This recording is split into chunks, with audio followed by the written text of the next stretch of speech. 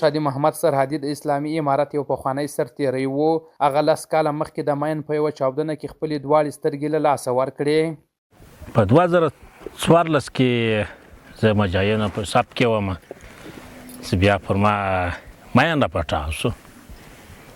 ماین چې راپټاو شو والا بس ما سترګې راخوش کړې ماین، نور یې سره خوش کړم ماین. نو والا بیا د سترګو علاج نه کېدی، لاړم ډېرو ځایو ته لاړم. نو کور یم، دغه اولاد مې شته، واده مې شته، څه کورنۍ مې ده چې په کورنۍ کې 10 تنه یم. نو دغه ژوند ټول زه کوم، کورنۍ ژوند زه کوم، خپله یې کوم. له دې لویې ستونزې سره هغه نه یوازې د خپلې 10 کسیزې کورنۍ د اړتیاوو پوره کولو لپاره زیار باسي، بلکې د کور او کلي د نورو خلکو په چارو کې هم مرسته کوي. ټول کوم موټرسایکل په لندو سترګو، زه بیا یم لرې ځم، تقریبا له ځایه له شینکۍ زابل ته هم تللی شم، له زابل تر کندهار هم تللی شم. زموږ منطقه د غره منطقه ده، ګوره تاسې یې وینئ، غر منطقه ده. خو زه د هر څومره سفر پر کوای شم موټرسایکل باندې.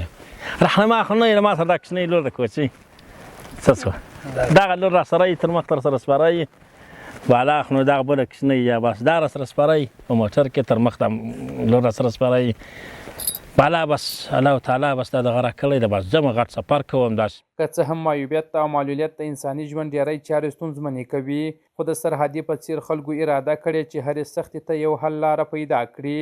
د کلیوال او نږدې خپلوان وایي تقریبا موټرسایکل شینکۍ ته ولاړ شي، داسې د زابل خوا داسې کلای شي. پخوا موږ ډېره خوا بده وسایه د بل د لاس محتاجه به وي، کلای به نه شي، مشته به نه شي کلای. اوس د چا په کیسه کې هم نه ده. زموږ مریضان دی ورسره وړي، دغه کوي په موټر کې هم وړي، پر موټرسایکل یې هم وړي، و هر خوا ته چې موږ نه ورسره اندېښنه یو باندې چې بیا موږ پسې ولاړ شو، نو همدغه ځایګی وي چې دی دې اوس صحیح خوا ته یا غورځار شي، دغسې پر خپل طبیعت باندې بزنس تجارت کاروبار یې کولو، اخیستل او خرڅول یې کول. د موټرسایکل تر څنګ د موټر چلونه هم کوي، د زمیندارۍ کار هم دی کوي په خپله باندې. شادي محمد سرحدي د پولادي ارادې یوه ژوندۍ بېلګه ده. هغه د خپلې کورنۍ او کلیوالو د خدمت لپاره هره ننګونه منلې او ثابته کړې ده چې د ژوند هره ستونزه هوارېدونکې ده. محمد لاله میرې، امید راډیو، زابل.